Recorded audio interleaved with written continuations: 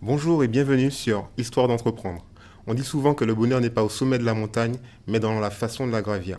Et pour passer du zero to one, nos entrepreneurs ont créé leur secret sauce pour générer des prospects, générer des clients, mais surtout générer du CA. Aujourd'hui, on accueille quelqu'un d'assez important dans l'écosystème toulousain au niveau de l'IA. J'ai le plaisir d'accueillir Thierry Arnelli. Bonjour Bruno et bonjour à tous. Ça va bien? Oui, ravi de participer à ce podcast. C'est vrai que la secret sauce des entrepreneurs, c'est quelque chose qui interroge tout le monde. Pourquoi tout d'un coup certains se lancent dans l'aventure et se mettent à gravir la montagne et je pense que il y a 1000 réponses à cette question. Je vais essayer d'amener la mienne aujourd'hui. Mais top, génial. Mais tu sais, justement, dans l'histoire d'entreprendre, on commence toujours par une présentation de notre hôte. Donc, est-ce que tu peux te présenter ce que tu fais, les entreprises que tu as faites? Alors, je vous préviens déjà, son parcours est incroyable. Bon, il va commencer. Je commence avec plaisir. Donc moi je suis au départ diplômé d'une école d'ingénieurs qui s'appelle l'ENSET, diplômé en informatique et mathématiques. Et quand on sort de l'école d'ingénieurs, on a une compétence technique qui permet d'avoir les premiers postes. J'ai démarré sur des sujets liés à la sécurité informatique. Et c'est un fil rouge qui s'est poursuivi dans toute ma carrière. Alors au début, je faisais ça en tant qu'ingénieur sécurité. Donc j'ai participé à des projets militaires, puis à des projets civils, en particulier autour de la carte vitale. On a tous la carte vitale, on était 3 ingénieurs à travailler à la sécurisation de cet outil. Et puis après, je suis passé dans les ESN, comme on dit, les SS2I, comme on disait à l'époque. Je te coupe 2 secondes. Quand tu dis la carte vitale, c'est chez J'aime Plus? Alors non, c'était pas chez J'aime Plus, c'était au GIE Sésame Vital, qui était le regroupement des différents régimes de sécurité sociale, plus d'autres acteurs liés à la sécurité sociale, et également il y avait des constructeurs. Il y avait J'aime Plus, bien sûr, qui était dans cet écosystème, et puis d'autres acteurs comme Bull CP8 ou Sagem. Donc il y avait effectivement les grands acteurs, et on était à une époque où la carte à puce était moins généralisée qu'aujourd'hui, et où elle avait un potentiel énorme. La vedette de chez J'aime Plus, Monsieur Moreno, qui était un ingénieur, un professeur, un géo-trouve-tout, Oui, un professeur tournesol. Tu l'as connu? Alors je l'ai rencontré une fois, Ok. mais je l'ai pas connu plus que ça. Mais c'était un type brillant, un vrai créatif, quelqu'un qui avait vu 1000 utilisations possibles de la carte à puce, et je dirais il en reste encore 999 à mettre en œuvre. Il y a beaucoup d'applications qui pourraient être réalisées par la carte à puce, Oui. et dans les années 90, la France était réellement le premier au monde sur ce genre de technologie. Donc c'était vraiment un très beau projet, celui de la carte vitale. Oui. Euh, Et je te coupe 2 secondes parce que là, on est en train de parler un peu de souveraineté. oui, Et à un moment, tu nous en parleras. Mais c'est une des thématiques importantes que j'aimerais aborder avec toi parce que c'est vrai que tu le diras. Le côté de la souveraineté, c'est une des thématiques mais vitales dans l'ère dans laquelle on vit, l'ère de l'IA, donc l'ère de la data. Donc je te laisse continuer, excuse-moi de t'avoir coupé. oui, Mais, on va reparler de la souveraineté parce que c'est aussi quelque chose qui revient sur mon parcours. Oui. Donc après être passé par l'ESN, la SS2I, dans le secteur bancaire, là j'ai été happé par la première vague des startups. On était au début des années 2000, et j'ai eu la chance de devenir directeur marketing et communication de 1, 2, 3 Multimédia, qui était un des 3 plus gros acteurs français dans le secteur des services multimédia. À l'époque, c'était surtout de l'audiotel, les fameux 08, 92, etc. On ne faisait pas du Minitel chez 1, 2, 3 Multimédia, contrairement à d'autres acteurs qui aujourd'hui sont devenus parmi les fournisseurs d'accès les plus importants en France. On pense tous bien sûr à Free. Oui. Et là, le virus de la création d'entreprise m'a pris. J'avais entre 30 et 35 ans et j'ai créé ma première société dans le domaine de l'événementiel, puis assez rapidement une autre dans le domaine de l'intermédiation financière, puis assez rapidement encore une autre. Incroyable. J'ai créé un réseau de magasins informatiques pour les professionnels dans le sud-ouest. Et c'est là que je me suis rendu compte que quand on est entrepreneur, bien sûr, il y a beaucoup de moments difficiles. On doit tout faire, on doit gérer une situation administrative hypertrophiée. Mais bon, elle est ce qu'elle est, il faut faire avec. Mais d'un seul coup, on devient le seul maître à bord. On peut définir la stratégie, on peut réaliser l'exécution. Et ça, c'est vraiment génial d'avoir cette impression de maîtriser entièrement ce qu'on fait. Alors, tu sais, je te coupe une seconde parce que là, tu es en train de me dire que tu avais une situation confortable. Tu étais directeur marketing, oui. etc. Je suppose que tu es directeur marketing, non pas en sortie d'école, donc à peu près à la vingtaine. Tu dois avoir à peu près peut-être 27 ou... Non. À l'époque, quand j'ai pris le poste, j'avais 33 ans. 33 ans, ok. Voilà. Donc, tu as 33 ans, Ouais. d'accord. Je suppose que tu as déjà une famille. J'avais déjà, effectivement, 2 enfants. 2 enfants, ok. Donc ça veut dire que tu es assez engagé, ok, Oui. sur le côté famille, voilà. Et ma question c'est, là tu te dis, ok, j'ai ma situation confortable, ben vous savez quoi, je vais me lancer dans l'entrepreneuriat. Oui. Est-ce que en fait ce n'est pas un danger, une folie que tu as faite de te lancer dans quelque chose en mettant en danger ta situation qui devait être plus que confortable pour te lancer dans un truc, Oui. l'entrepreneuriat quoi. Oui. C'était vraiment une folie, mais il faut se remettre dans le contexte de l'époque. Au début des années 2000, c'était la folie des startups. Tout le monde avait envie de créer une start-up, tout le monde avait envie de se lancer dans l'entrepreneuriat. Et donc, je dirais, j'étais pas très original. Je me suis lancé comme beaucoup d'autres, mais c'est vrai, tu as raison, en prenant des risques. De par mon parcours précédent, de par mon cursus, j'avais l'impression que ça allait bien se passer. C'est-à-dire, c'est le réseau? À la fois le réseau que j'avais développé, effectivement, les compétences également que j'avais eues avec mon diplôme d'ingénieur et puis les différentes expériences que j'avais développées. Bon, je pensais que ça allait bien se passer. Ça s'est pas si mal passé, heureusement. Mais c'est vrai que quand on est dans un rôle de salarié, on travaille dur, on fait le maximum, mais on n'est pas soi-même en risque, ou du moins on n'est pas dans un risque existentiel. Si la boîte coule, on se retrouve au chômage. Bon. Oui. Quand on est à son propre compte, si la boîte coule, selon la manière dont on l'a montée, on se retrouve peut-être avec des dettes.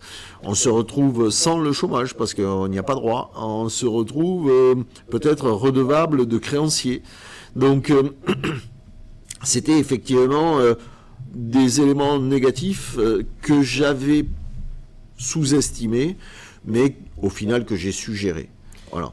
Et j'ai une question, qu'est-ce qui t'a poussé un peu à cette folie de l'entrepreneuriat? Est-ce que c'était lié à un besoin existentiel, donner du sens, ne plus travailler pour un patron, gagner de l'argent? Non, alors pas gagner de l'argent, sinon j'en serais pas là. Mais effectivement, je pense que au début des années 2000, il y a vraiment eu cette aspiration. On avait l'impression que tout était possible. On voyait, c'était les débuts des réseaux sociaux. C'était effectivement l'arrivée de cette notion de start-up qui semblait faire un carton aux États-Unis.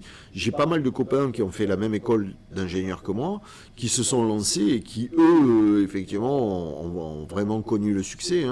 Je pense à certains, par exemple, l'un d'entre eux qui est un des cofondateurs de Vistaprint, un autre qui aujourd'hui est à des postes de direction chez Meta. Des personnes qui se sont lancées et qui ont atteint des postes très élevés chez Microsoft sur des sujets innovants. Donc il y avait vraiment à l'époque cette soif de changer de mode de fonctionnement. Les startups, ça apparaissait pour nous comme une opportunité de quelque chose d'assez léger sur lequel on pouvait aller chercher des financements. C'était beaucoup plus facile de trouver des financements à l'époque. Il n'y avait pas encore l'encombrement, je dirais, qu'il y a aujourd'hui. Donc tu as profité, alors je ne m'y connais pas trop, mais je sais qu'il y avait la bulle, la bulle de l'Internet où justement on donnait beaucoup d'argent à tout et n'importe quoi. Et à un moment, ça a éclaté parce que les investisseurs se sont dit, mais on a investi dans quoi? Dans rien. Je donnerai juste un exemple, parce qu'il y avait une start-up qui m'avait vraiment frappé. C'était une boîte, je ne sais plus si c'était des Américains ou des Français. Ils avaient créé une application qui s'appelait Yo, Y-O, et tu t'inscrivais sur l'application et juste tu avais à cliquer sur un bouton et tu recevais un message qui était Yo par SMS. Non. Et ils ont levé 300 000 euros pour faire ça. Donc à l'époque de 2000, c'était en francs en plus. Non, on était déjà à l'euro. Déjà à l'euro? Oui. Donc 300 000 euros pour une application qui juste t'envoie un message Yo. Et ça a marché? Ah non, on n'a plus trop entendu parler, mais on se dit là tout est possible quoi. Si on réussit à trouver 300 000 euros juste pour une application qui envoie un SMS avec Yo, c'est qu'il y a vraiment des grosses possibilités. Donc c'est cet environnement-là qui fait que j'ai passé le pas. Et que j'ai découvert ce métier d'entrepreneur. Donc j'ai créé un certain nombre d'entreprises, dont une que j'ai créée en 2008 qui s'appelle Archivetech, dont je suis toujours le président. Archivetech, au début, c'était une société qui était vraiment axée sur la sécurité informatique. En 2008, il n'y avait pas de service de sauvegarde externalisé pour les petites entreprises, pour les PME ou les TPE. Et donc c'est sur ce créneau qu'on a démarré, avant de se rendre compte que c'était un créneau qui n'était pas très lucratif et qu'il fallait donc aller chercher d'autres activités. On a pivoté, comme on dit dans le jargon des start-upers, on a pivoté et on a rajouté une activité autour des infrastructures. D'accord. Donc on fournit des infrastructures, parfois à de très grosses sociétés ou à de très grosses collectivités et parfois à de toutes petites entreprises. On a pas mal de start-up parmi nos clients. Et tu sais, je vais t'arrêter 2 secondes parce que là on commence à parler de... Donc tu me dis Archivetech, la data. Oui. D'accord. À côté de ça, tu es dans une association, l'ANIA. Oui, aujourd'hui, oui.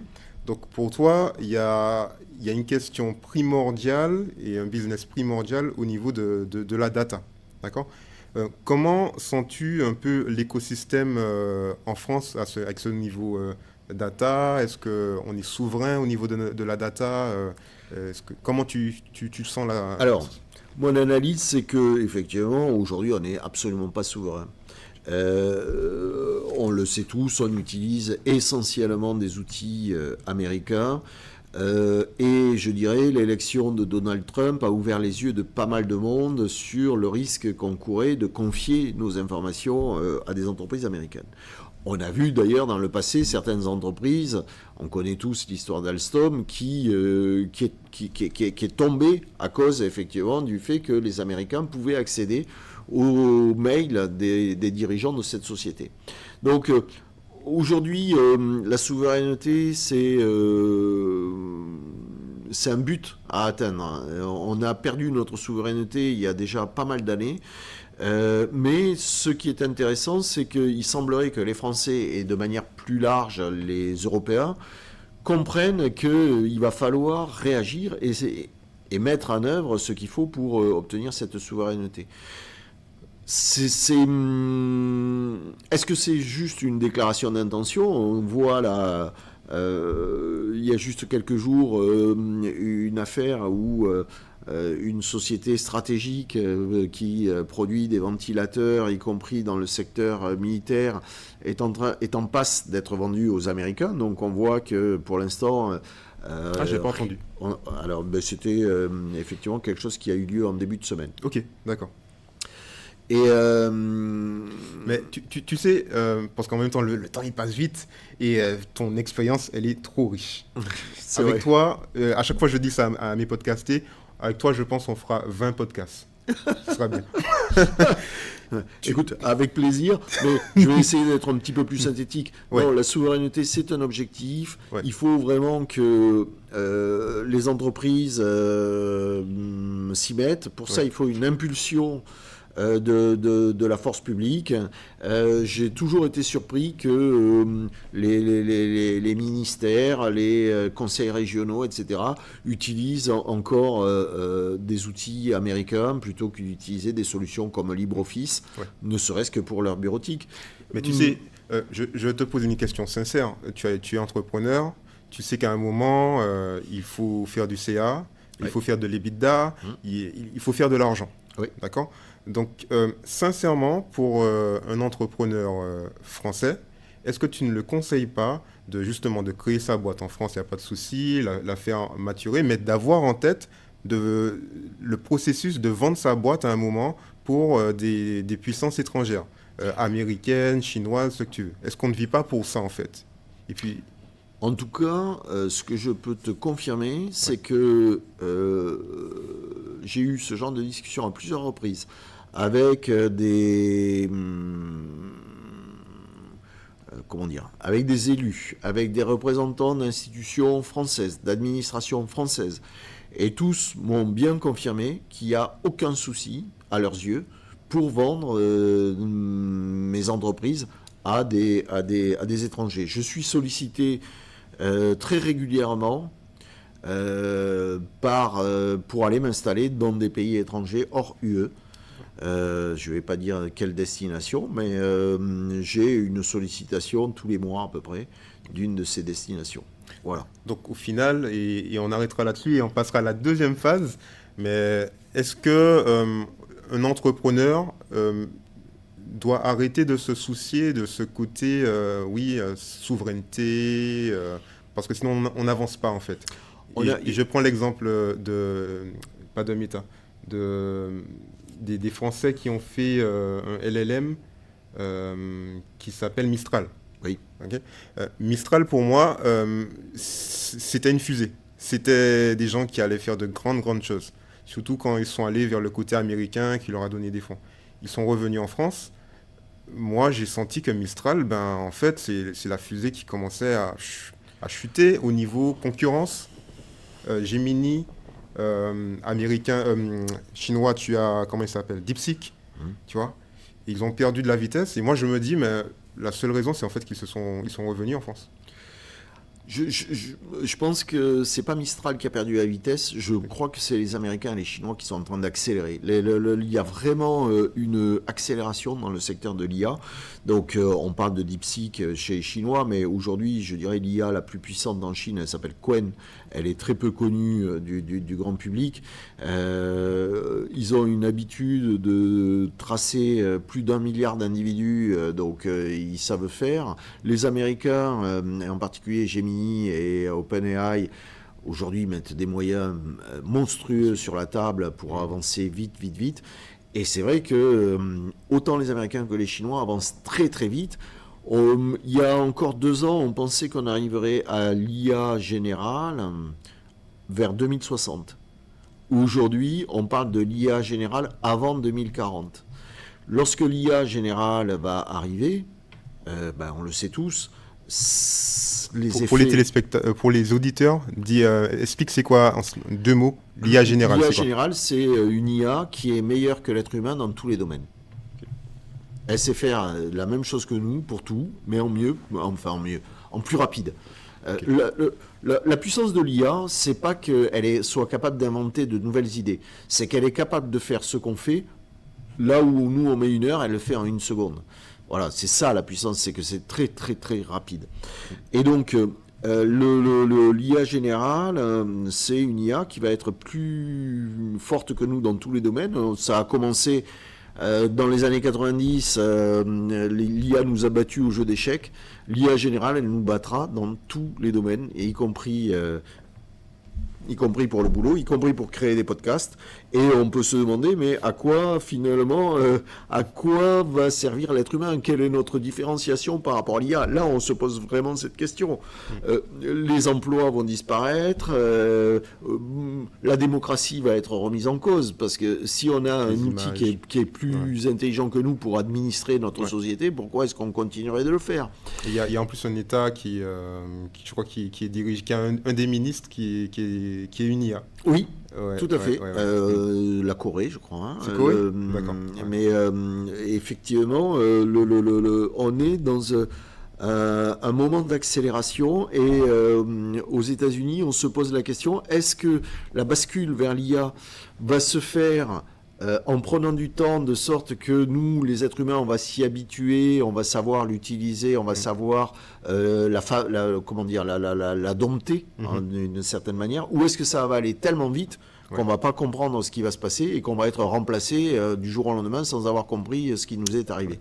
Et tu sais qu'est-ce qui va vite aussi? Le temps du podcast. Oui.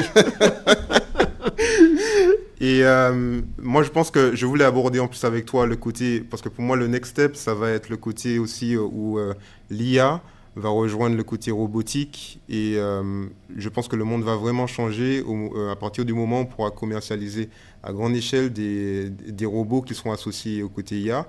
Et surtout, tu as aussi l'autre partie qui est la robotique assistée par... en gros, tu as de la main-d'œuvre très très peu chère. Tu as des personnes qui n'auraient pas pu travailler, genre des personnes handicapées, voilà. Eh ben, on leur greffe la vision, le casque virtuel là, et on met un robot aussi avec de l'IA pour un peu bien calculer toutes les actions.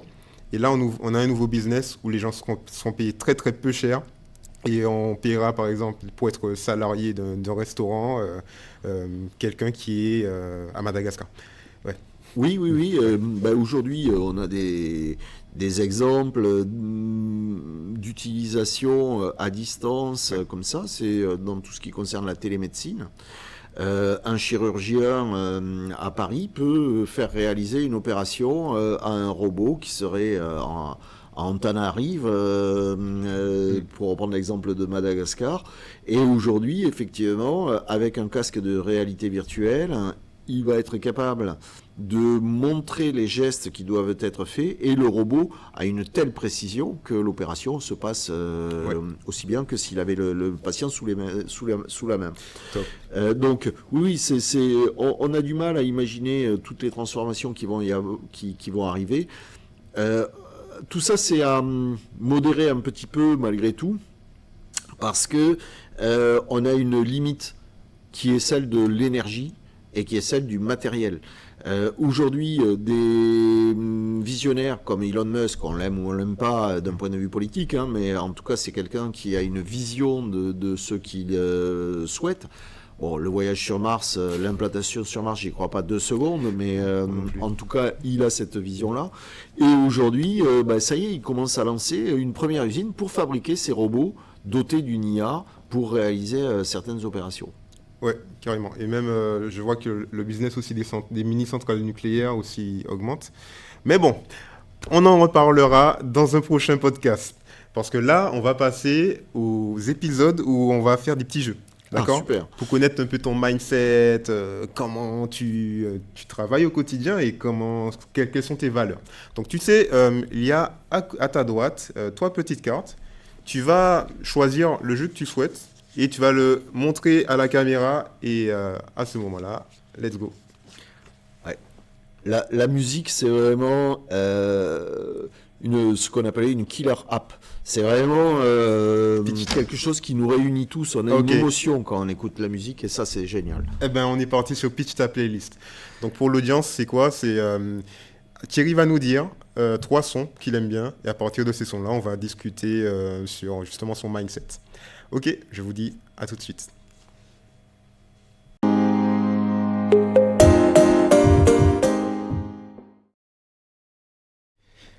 Ok, c'est parti Thierry. Alors tu as moins d'1 minute pour nous expliquer, pour nous donner 3 sons. Les 3 sons que... Super, écoute, en moins d'1 minute, premier son, This Charming Man des Smiths.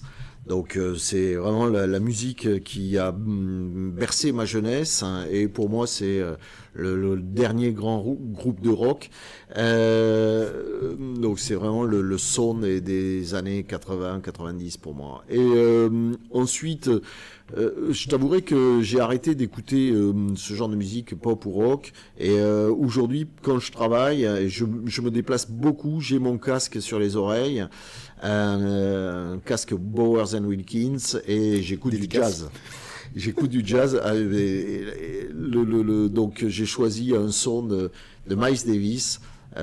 C'est le meilleur. Et surtout la deuxième partie de Miles Davis, la fin plus. Voilà, il s'est bonifié avec le temps. Et puis j'écoute de plus en plus de musique classique, et en particulier le soir. Je trouve qu'il y a une profondeur dans cette musique, tout simplement parce que on l'a tamisée depuis des siècles et on a gardé le meilleur. Et parmi le meilleur du meilleur, Ravel, un des grands compositeurs français. Et dans une pièce un petit peu mystérieuse, et le tout dirigé par Karajan, qui donne un côté lent. Et donc j'écoute ce genre de musique le soir. Top. Et d'habitude, je posais une petite question par rapport, mais tu nous as déjà assez bien expliqué. Et je dirais quand même que de ce que tu me dis, tu as quand même de la musique un peu pour t'apaiser. Par exemple, avec le côté classique, de la musique un peu pour te booster, quand tu parles de jazz, quand tu parles de rock. Et ça, en gros, la musique, c'est quand même quelque chose qui te suit dans ton quotidien et qui rythme un peu ton mindset. Oui, moi j'ai toujours écouté de la musique. Déjà jeune, adolescent, j'écoutais beaucoup de musique, et ça reste vrai. Je pense que je dois écouter au moins 4 heures par jour de la musique. Tu vois, semaine prochaine, j'ai pas mal de déplacements et j'ai toujours le casque vissé sur la tête. Mais chez moi, j'ai une chaîne avec Bowers & Wilkins. Tu as des parts chez eux. Oui, c'est ça. Et donc, un son extraordinaire. Et quand on écoute du classique, c'est super important, bien sûr. Un petit peu moins, j'imagine, pour écouter du rap ou des choses comme ça, mais quoique. Et donc... les basses, hein, quand même. Voilà. Alors, top, génial. Maintenant, ce que l'on va faire, parce qu'on arrive un peu à la fin de ce podcast, et c'était un plaisir de t'avoir, je tiens à le dire, on va passer à un petit jeu qui a pour but de montrer un peu ton éloquence. Oula. Ok. Donc, tu peux montrer le carton. Alors, non, passe le carton à ta... Ah oui, pardon. Ouais. L'abécédaire. L'abécédaire. Donc, nous allons jouer à ce jeu. Et ce jeu, c'est simple. Je vais commencer par te dire une phrase qui va commencer par la lettre A. Et toi, ce que tu vas faire, c'est commencer par une phrase qui commence par la lettre B. Et après, moi, la lettre C, la lettre D, etc. Heureusement qu'il y a un nombre pair de lettres dans l'alphabet. Et tu vas gagner des points. Attention. Oula. Là, il y a un enjeu capital. Le maximum, on est arrivé à la lettre X, je crois. Donc, ton challenge, c'est d'arriver à la lettre X. Z. Ok. Non, il suit. Ok, je lance le générique et on est parti.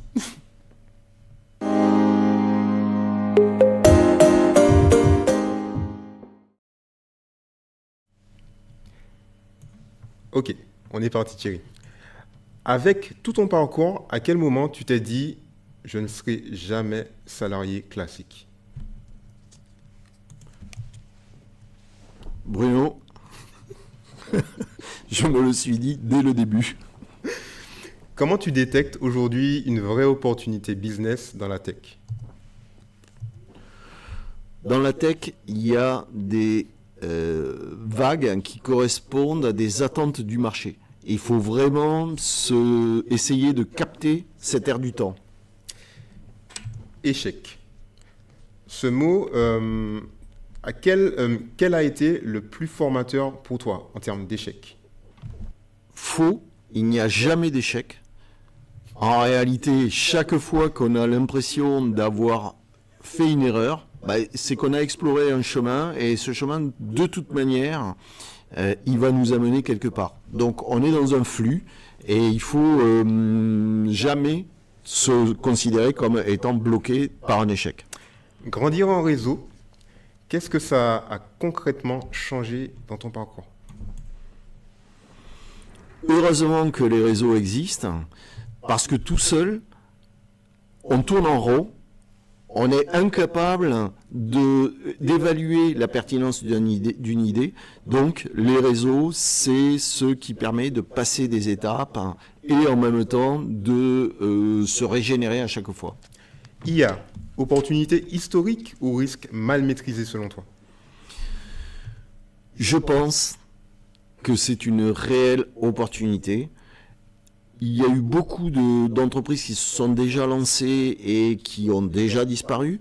Mais comme Internet, comme les réseaux sociaux, pour moi, c'est quelque chose qui va perdurer et transformer la société. KPI, on va parler de KPI, d'accord? Quel indicateur te dit qu'un projet vaut la peine de continuer?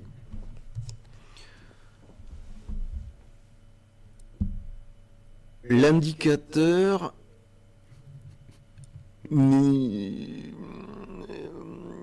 va changer selon le type de projet. Par exemple, si on est sur un projet qui est fondé sur l'idée de récurrence, ça va être la vitesse d'acquisition et ce qu'on appelle le churn. Donc ça va être les deux KPI qui vont nous permettre de dire si ça marche ou pas. À l'inverse, si on est sur un marché de licence, là ça va être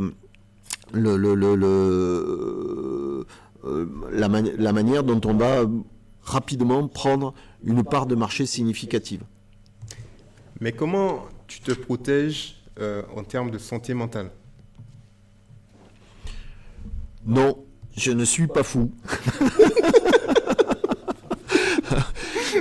Je résiste au stress et je pense que c'est en partie lié à mon caractère, hein, bien sûr, mais aussi en grande partie au parcours, les prépas, les écoles d'ingénieurs qui justement nous habituent à encaisser une pression qui parfois peut être complètement délirante. Opportunité ou risque lorsque l'on pense investissement Bitcoin? Plutôt que de parler d'opportunité ou de risque, je pense que le Bitcoin, c'est une transformation de la société qu'on a du mal à comprendre, où les organismes centraux disparaissent. Et c'est pour ça que énormément de banques centrales parlent de risques incroyables.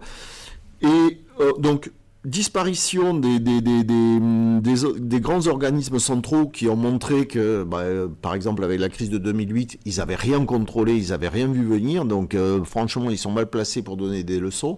Mais à l'inverse, trop accéléré présenter le Bitcoin comme une opportunité de spéculation, c'est un petit peu abusé. Et c'est le jeu de certains financiers qui achètent, et puis le moment venu, vendent et vont faire une belle plus-value aux dépens de tous les autres petits porteurs. Quand sais-tu qu'il faut arrêter un projet, pas pivoter, mais arrêter? Rarement, on arrête de son plein gré. On a toujours une raison, soit les caisses sont vides, soit les collaborateurs clés sont partis, soit on a un gros défaut sur le produit qu'on avait développé. Donc il faut être très conscient de ces signes et réussir à anticiper pour pas se prendre trop le mur, mais en réalité on se prend toujours un petit peu le mur, hein. Souveraineté numérique. Pourquoi c'est stratégique pour la France aujourd'hui? Très bonne question. Est-ce que c'est stratégique pour la France ou est-ce que c'est stratégique pour l'Europe? Aujourd'hui, à quel niveau est-ce qu'on met le curseur? Moi, je travaille pour pas mal de collectivités et pour elles, c'est l'échelle nationale qui est importante. Mais ce que je constate, c'est que de plus en plus, on remonte le curseur à l'échelle de l'Europe. Donc, est-ce que c'est stratégique pour la France? Est-ce qu'il faut se placer dans un cadre européen? Je ne saurais pas répondre. Une entreprise doit-elle penser clairement à la souveraineté? Vraiment, une entreprise qui ne penserait pas à la souveraineté, dans le meilleur des cas, elle se mettrait en situation de se voir piller toutes ses données. Dans le pire des cas, elle se met en situation carrément illégale. C'est tout l'enjeu de ce qu'on appelle la compliance, la conformité réglementaire. Normalement, toute entreprise doit s'inquiéter de sa souveraineté. C'est une demande réglementaire de l'Europe. Et pour l'IA, ça se traduit par l'AI Act. Wallaxy, c'est un produit que j'utilise au quotidien pour le côté data sur LinkedIn. Ok, donc ça permet de scraper. Et Wallaxy, en gros, c'est une société qui est un peu sur la limite entre utilisation des data sur LinkedIn et voilà. Donc, pour une startup, est-ce que tu lui conseilles parfois quand les écrits d'une société disent qu'on ne doit pas utiliser la donnée, est-ce que tu conseilles d'y aller et d'essayer d'exploiter de la donnée? La donnée, elle est scrapable, donc on scrape.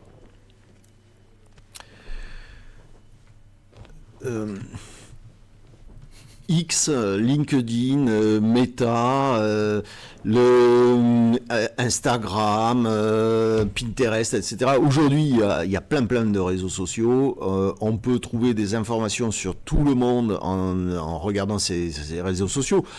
Si l'information est disponible et que vous avez les outils pour aller la chercher, pourquoi pas le faire.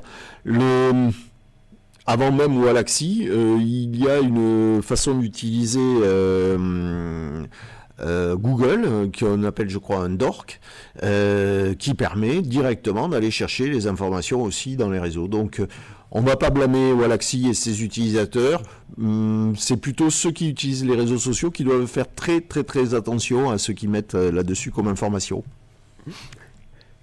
Yahoo, c'était français ou pas?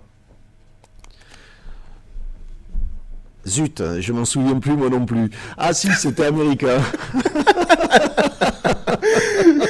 Je crois qu'on a notre grand gagnant de ce jeu avec 240 points et tu es le premier qui arrive à la fin mais tu es trop fort. Incroyable. Mais je partage ce succès avec tous ceux qui regardent l'émission et franchement, merci de ce petit jeu, c'est amusant.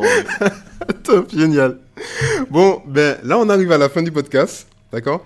La chose que l'on demande à nos podcastés, c'est si tu as aimé le moment, est-ce que tu aurais quelqu'un qui kifferait aussi passer ce petit moment avec nous?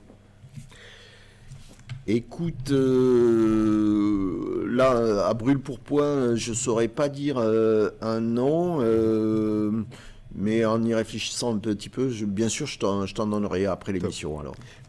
C'est avec grand plaisir. Merci. Et tu sais, franchement, c'était un vrai plaisir de t'avoir. Plaisir partagé. Et ce qu'on te demande à la fin, c'est qu'est-ce que l'on peut te souhaiter pour la suite?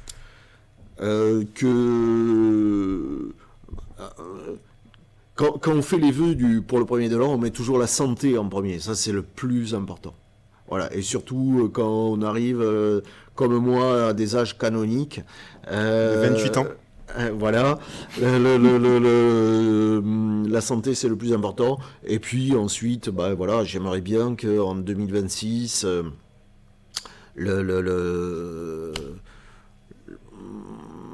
l'attraction commerciale que j'ai connue en 2025 soit multipliée par 10, par exemple, voilà. Ah, on te le souhaite, même fois 100. Merci. En tout cas, Thierry, c'était un plaisir de t'avoir une fois de plus, je te le dis. Et moi, j'espère peut-être te retrouver dans un autre épisode. Tu sais. Pourquoi pas? Oui, on parle souvent avec les podcastés de le côté santé mentale, on n'en a pas trop parlé. Et je pense que je ferai un podcast là-dessus. Bon, en tout cas, je ferai des podcasts thématiques et ce sera un plaisir de t'avoir. Je serai là, avec plaisir. Top. Alors, j'espère que vous avez aimé ce moment avec Thierry et c'était Histoire d'entreprendre. Ciao. Ciao.